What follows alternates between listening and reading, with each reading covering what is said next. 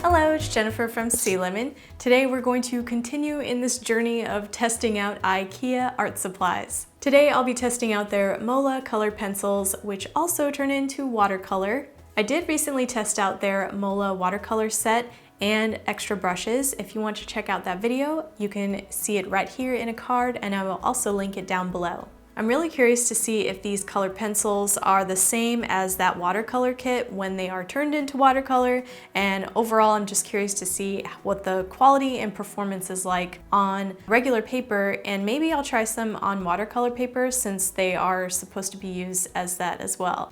And if you're new here, make sure you subscribe to my channel. I upload a new video every week, and be sure to hit that bell so you can be the first to get notified for when I post new videos. Even if you are subscribed, make sure you hit that bell so you can be notified. And let's get into it. For the low price of $3.99, this set came with 10 pencils and a pencil sharpener. And in typical IKEA fashion, they do come with instructions. The pencils are water soluble, and they do leave a permanent mark if you don't wash it off right away, so that's good to know.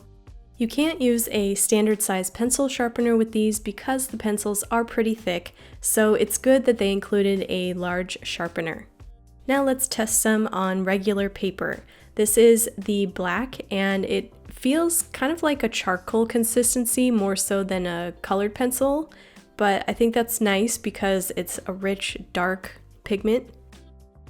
And when I try to blend two colors together, I did notice that they don't blend together as easily as a normal pencil, I think. Based on my previous experience with the IKEA watercolor, I feel like these have a similar waxy kind of consistency, but the colors are vibrant. Now let's test these out on some watercolor paper, and I'm using my DIY watercolor sketchbook for this. If you want to learn how to make this, I have a whole tutorial on how I did it. You can check that video out right here, or find the link in the description below. It's a disc-bound book, so I can easily remove pages and add them back if I want to. For my subject to draw, I thought it would be fun to do something inspired by another IKEA product, so I'm going to try and draw something inspired by this Grönby. I don't know if that's how you say it. I'm sure the Swedish sea subs out there will let me know in the comments. I recently took a picture from Central Park in New York, and I thought this would work great for that style, so this is the portrait I'm going to be drawing.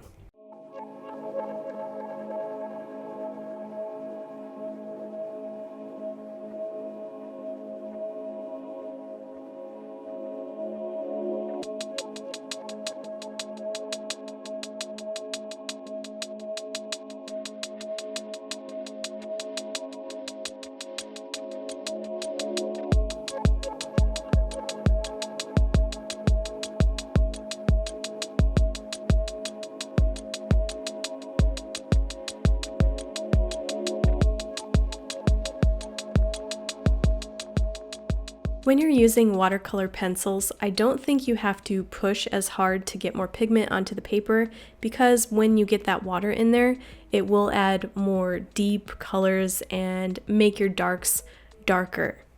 I'm going to use the cup that comes with the IKEA watercolor set and their paintbrush. I'm going to add water and blend the background first, and then let that dry so I can move on to the foreground. And I'm going over areas where I want the color to pop and stand out, and areas where I want the color to blend. I like having the combination of the rough texture from the pencil and the soft edges from the water. After that's dry, I'm going to fill in the foreground, and I want that to be more sharp because it's closer to your eye technically in the picture. So I want some of the leaves and branches to be more defined, and I'm going to leave those in mostly dry pencil, and then the thicker areas I'm going to fill in with the water. I did notice after a while of coloring with these that my hands started to feel a little sore, and I think it's because these pencils are so big. I'm not used to drawing with pencils this thick, but that's not to say that they'll make your hands sore. It might not be the case for everyone. They are more suited for children's hands, so maybe that has something to do with it.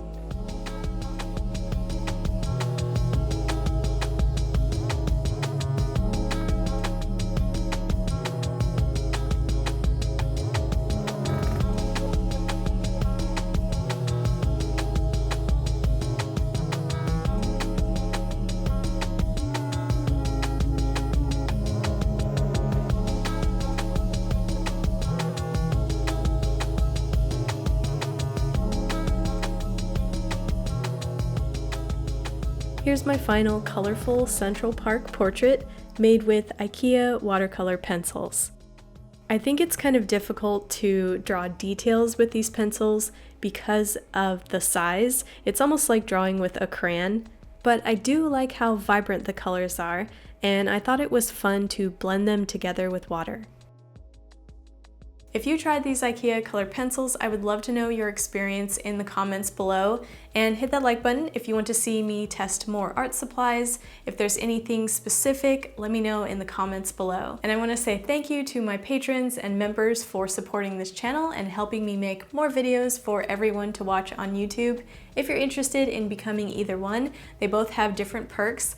Go check out the links in the description below. You can find the Patreon link right here and hit that subscribe button right here if you haven't already. And if you want to jump into another art supply type review video, I have a whole playlist full of them right here. All of these links will be down below, and I will see you guys in the next video. Bye!